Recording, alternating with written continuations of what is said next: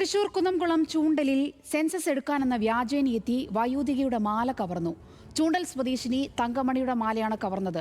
ആക്രമണത്തിൽ പരിക്കേറ്റ വയോധികയെ ആശുപത്രിയിൽ പ്രവേശിപ്പിച്ചു. സംഭവത്തിന് ശേഷം ഓടി രക്ഷപ്പെട്ട പ്രതിക്കായി കുന്നംകുളം പോലീസ് അന്വേഷണം ഊർജിതമാക്കിയിട്ടുണ്ട്. ഇന്ന് വൈകിട്ട് 4:30 ചൂണ്ടൽ ചാണാശ്ശേരി വീട്ടിൽ തങ്കമണിയുടെ വീട്ടിലാണ് സെൻസസ് എന്യൂമറേറ്റർ എന്ന വ്യാജേന മോഷ്ടാവെത്തിയത്. വീട്ടിൽ മക്കളും ബന്ധുക്കളും ഇല്ലാതിരുന്ന സമയം മനസ്സിലാക്കിയാണ് അപരിചിതനായ യുവാവെത്തിയത്. തങ്കമണിയോട് സ്വയം പരിചയപ്പെടുത്തിയ ഇയാൾ ദാഹിക്കുന്നുവെന്നും കുടിക്കാൻ വെള്ളം വേണമെന്നും ആവശ്യപ്പെട്ടു.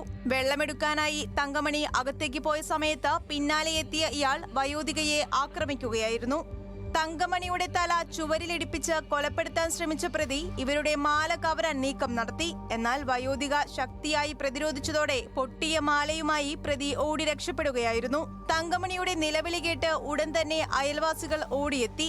തുടർന്ന് നാട്ടുകാർ ചേർന്നാണ് പരിക്കേറ്റ വയോധികയെ കുന്നംകുളത്തെ സ്വകാര്യ ആശുപത്രിയിൽ എത്തിച്ചത്. നിലവിൽ ചികിത്സയിൽ കഴിയുന്ന വയോധികയുടെ ആരോഗ്യനില മെച്ചപ്പെട്ടതായി ആശുപത്രി അധികൃതർ അറിയിച്ചു. സംഭവത്തിൽ കേസ് രജിസ്റ്റർ ചെയ്ത് കുന്നംകുളം പോലീസ് അന്വേഷണം ഊർജിതമാക്കിയിട്ടുണ്ട്. പ്രദേശത്തെ CCTV ക്യാമറ ദൃശ്യങ്ങൾ പോലീസ് വിശദമായി നിരീക്ഷിച്ചു വരികയാണ്. പ്രതിയെക്കുറിച്ച് നിർണായകമായ ചില സൂചനകൾ ലഭിച്ചിട്ടുണ്ടെന്ന് പോലീസ് വ്യക്തമാക്കി. ന്യൂസ് മലയാളം, തൃശൂർ.